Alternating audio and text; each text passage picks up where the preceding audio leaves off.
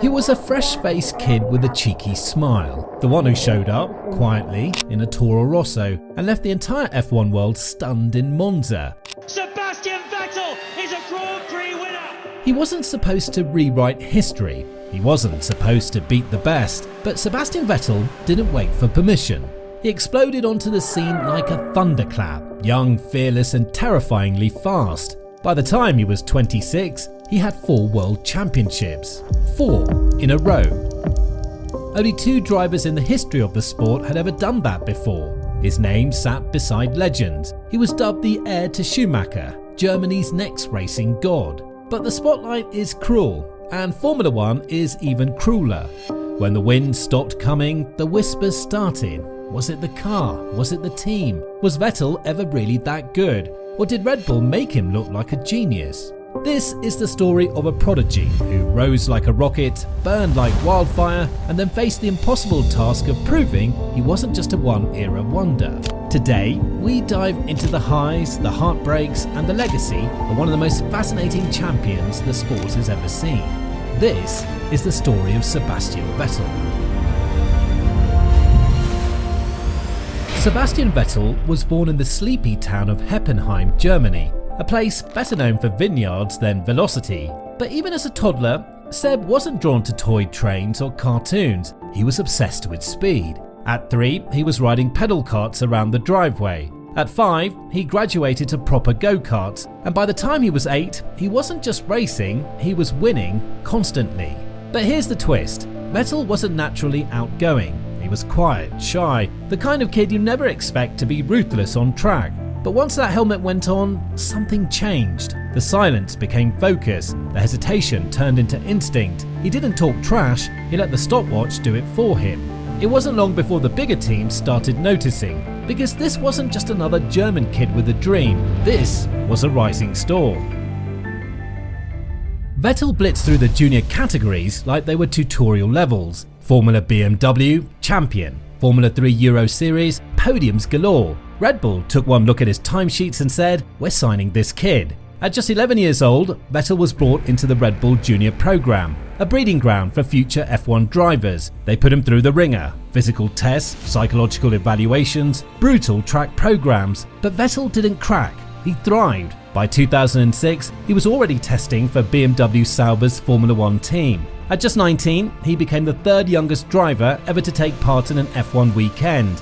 And here's where the story turns. Most rookies dip their toes in. Seb cannonballed into the deep end, setting the fastest time in his very first practice session.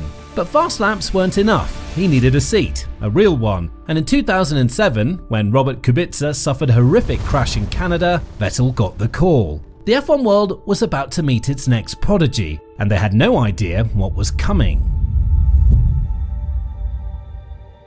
2008, the Italian Grand Prix. Rain pouring, chaos swirling, and in the middle of it all, a skinny 21-year-old in a Toro Rosso. Let's pause for a second. Toro Rosso wasn't a top team. They were Red Bull's junior squad, built to develop talent, not win races. No one expected them to challenge Ferrari, McLaren, or even Renault. They were the underdog's underdog. But Sebastian Vettel didn't care. In torrential rain, he qualified on pole in a midfield car at Monza, the home of Ferrari, the cathedral of speed. The crowd didn't know whether to cheer or blink twice. Race day came, and people expected him to drop like a stone. Surely the Ferraris, McLarens and BMWs would swallow him by turn 1. But they didn't. Vettel led from lights to flag, flawless, calm, surgical. He danced on a soap track while veterans spun off behind him. At just 21 years and 74 days, Vettel became the youngest race winner in Formula 1 history, and did it in a car most people had already written off. It wasn't just a win, it was a statement. The kid wasn't good, he was generational. And the world, it was no longer asking who is Sebastian Vettel, it was asking who's going to stop him. One win doesn't make a career, but it can open doors, and Sebastian Vettel had just kicked the biggest one wide open. Red Bull Racing had been watching closely, and when the 2009 season rolled around, they promoted him from Toro Rosso to the main team. It was a gamble. Red Bull wasn't a championship contender yet. They were still climbing the mountain. Their best results were flashes of brilliance, not consistency. But Vettel didn't join to make up numbers, he joined to lead. From the very first race in 2009, he made his intentions clear. He was fast, aggressive, relentless. He pushed that car to places it wasn't supposed to go. And by the third round in China, boom, he gave Red Bull their first ever Formula One win. And just like that, the whispers turned into a roar. Red Bull had found their golden boy, a driver who could build a dynasty, a team that could finally shake up the old guard. By the end of 2009, Vettel had finished second in the championship, ahead of both Ferraris and McLarens. He wasn't a rising star anymore, he was the storm on the horizon. By 2010, the gloves were off. Red Bull had built a rocket ship, the RB6, and Sebastian Vettel was the perfect pilot. But dominance isn't born in a vacuum. That season, the championship was a four-way brawl between Vettel, his teammate Mark Webber, Fernando Alonso in the Ferrari, and Lewis Hamilton in the McLaren. Vettel was fast, no one doubted that, but he wasn't leading the championship going into the final race. In fact, he was third. Alonso looked poised to clinch it. All he had to do was finish fourth or higher in Abu Dhabi. But that race didn't go to plan for anyone. Ferrari miscalculated. They pitted Alonso too early to cover Webber, and in doing so, handed Vettel the golden ticket. Sebastian seized the lead and never looked back. Alonso, stuck in traffic, couldn't recover. In a stunning twist of fate, Vettel crossed the finish line not just as the race winner, but as the world champion. Sebastian Vettel, you are the world champion! At just 23 years old, he became the youngest Formula One champion in history. That moment changed everything. He wasn't just a prodigy anymore, he was now the face of Formula One's next era, a German wunderkind, carrying the torch passed down from Schumacher himself. But was it a fluke or the beginning of a reign? What came next would silence all doubt.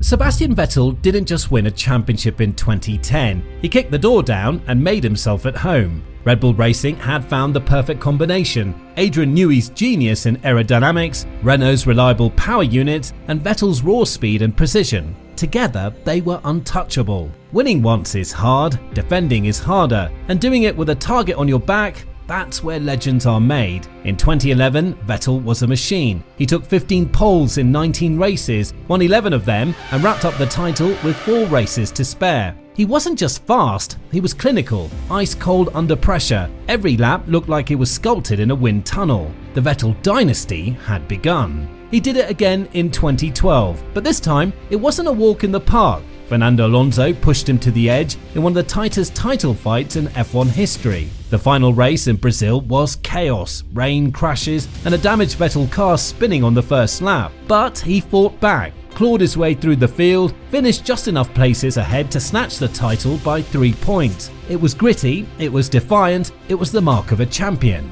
Then came 2013, and it was ruthless. Vettel won the final 9 races in a row. 9. That record still stands. Mate, nobody has ever done what you've just done in the history of the sport. He dominated so completely that some fans started booing him on the podium, not out of hate, but sheer frustration. He was too good, too perfect, too far ahead. By the end of 2013, Sebastian Vettel was a 4-time world champion. He had tied legends like Alain Prost, and he was only 26. The babyface kid from Heppenheim had become Formula One's new emperor.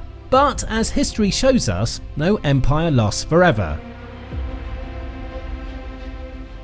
Sebastian Vettel was sitting on top of the F1 world after 2013. 4 straight titles, a dominant car, a loyal team. Life was good. And then came 2014. The sport flipped the script, literally. Formula One introduced turbo hybrid engines, and Red Bull's dominance vanished overnight. Mercedes showed up with a V6 turbo unit that was years ahead of the competition. And just like that, Vettel went from predator to prey. For the first time in years, Sebastian wasn't the fastest man on the grid. He wasn't even the fastest man on his own team, because now Daniel Ricciardo had arrived. Smiling, relaxed, and deceptively quick, Ricciardo was the anti-Vettel, and he did the unthinkable. He beat the reigning 4-time world champion in equal machinery, 3 wins to 0. It wasn't just about being outperformed. Vettel seemed lost. The car didn't suit him, the joy was gone, the energy was different, and the results painful. He finished the season 5th in the standings, no wins, no poles, and more questions than answers. By the end of 2014, Vettel made a move that shocked everyone. He walked away from Red Bull, the team he'd built his legacy with, the engineers who trusted him, the garage that had become family. Why? Because there was one dream he hadn't given up on, one name that still echoed in his heart, the Red One. Sebastian Vettel was now a man with a mission. After a frustrating and humbling season in 2014, he made the bold decision to join Ferrari, the Scuderia, the team that carried the weight of history, a place where every driver hopes to make their mark and where every race is a chance to rewrite history. Could he really do it? Could the man who once dominated with Red Bull find the magic to take down Mercedes and Lewis Hamilton at Ferrari, a team that hadn't tasted championship gold in 7 years? 2015 became his proving ground. Ferrari was no longer the team that faltered in the shadows, it was rising. In his first season, Vettel reminded everyone of the driver he could be. He secured 3 victories, including a stunning win in Malaysia where he and Ferrari outclassed the Mercedes juggernaut. It was clear Ferrari had its champion again and Vettel had found his rhythm. But just when it looked like they might be on the verge of something big, disaster struck. Mercedes' dominance was simply too strong, too consistent. Ferrari still lacked the all-round package to challenge them over a full season. Vettel's dream of becoming a Ferrari world champion would have to wait, but he wasn't ready to give up just yet. The season may not have been a title-winning one, but there was fire in the belly, and that fire would only burn brighter in the years that followed. But the dream would soon turn to heartbreak. By 2017, Ferrari had finally put together a car that could challenge Mercedes for the title. It was a battle between the two teams all season long, and Vettel was at the heart of it. His performances were nothing short of brilliant. He had the skill, the composure, and the relentless drive to win again. Just as things seemed to be falling into place, Ferrari's Achilles heel came into play again. Strategic errors, bad luck, and a few costly mistakes held them back. A prime example, the 2017 Singapore Grand Prix. Vettel collided with Max Verstappen and Kimi Raikkonen at the start, effectively ending his title hopes. It was a bitter blow, especially after months of dominant performances. The momentum shifted, and Hamilton capitalized on Ferrari's mistakes to take the lead in the championship. It was another season where Vettel came up just short. 2018 came, and with it renewed hope. Again, Ferrari seemed to have a genuine shot at the title. Vettel started the year strong, winning 2 of the first 3 races, but just like 2017, mistakes crept into his driving and Ferrari's strategy. The German driver crashed out of the lead in Germany under tricky wet conditions, a pivotal moment that destroyed his chances. Despite the frustration, Vettel never gave up. His drive for glory at Ferrari was unmatched. He fought through the struggles, leading the team and keeping their title hopes alive until the very end. But it was a season of what could have been. And once again, Hamilton and Mercedes were too strong, leaving Vettel to finish second in the standings. As the years passed, it became clear. Vettel's dream of bringing the championship back to Maranello would remain just that, a dream. By 2019, it was clear that the writing was on the wall. Ferrari's focus had shifted to a new star, Charles Leclerc, the young prodigy who was quickly becoming the future of the team. While Vettel still had flashes of brilliance, like his stunning win in Singapore, it was evident that his time as Ferrari's top driver was coming to an end. But Vettel wasn't done yet. Despite the emerging threat from Leclerc and the dominance of Mercedes, he still fought with the heart of a champion. However, with every passing race, it became more apparent that the Ferrari car wasn't up to the task of consistently challenging Mercedes. Mistakes, poor strategies, and the evolving nature of F1 left Vettel unable to fight for the title.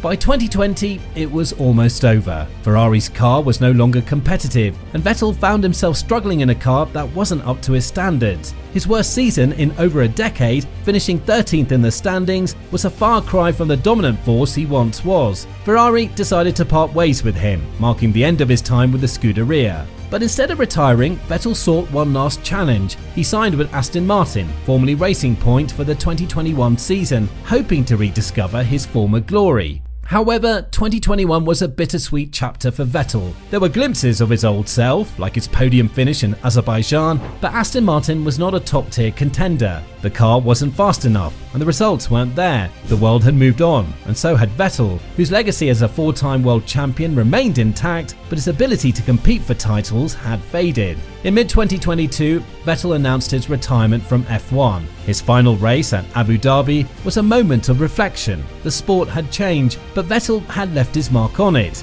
With tributes pouring in from drivers, teams and fans, his departure signaled the end of an era. Sebastian Vettel may not have had the longevity of a Schumacher or a Hamilton, but his impact on the sport was undeniable. He brought passion, skill and charisma to F1, from his brilliant dominant peak at Red Bull to his time at Ferrari and his efforts with Aston Martin. Vettel's career had everything: glory, heartbreak and redemption. In the end, the question isn't just about how good Sebastian Vettel was, it's about how unstoppable he was at his peak. 4 consecutive world championships, 9 consecutive race wins, a level of dominance rarely seen in F1 history. Vettel's prime was a period of sheer brilliance, where everything seemed to align perfectly with his ability to drive a car to its absolute limit. But like all good things, his reign was brief. The turbo-hybrid era of F1 and the rise of new talents like Lewis Hamilton and Max Verstappen shifted the balance of power. Despite this, Vettel's legacy as one of the greatest drivers of his generation remains unchallenged. His time at the top may have been shorter than others, but during those peak years, he was simply untouchable. Vettel may have faded from the spotlight in his final seasons, but his place in F1 history is secure. His story is one of incredible highs, frustrating lows, and an unwavering determination to be the best. Whether you loved him or hated him, there's no denying that when Vettel was at his best, he was one of the greatest to ever drive in Formula 1. That was Sebastian Vettel, a true champion. Now, thanks for watching until the end of the video, and make sure to like and subscribe for even more F1 content.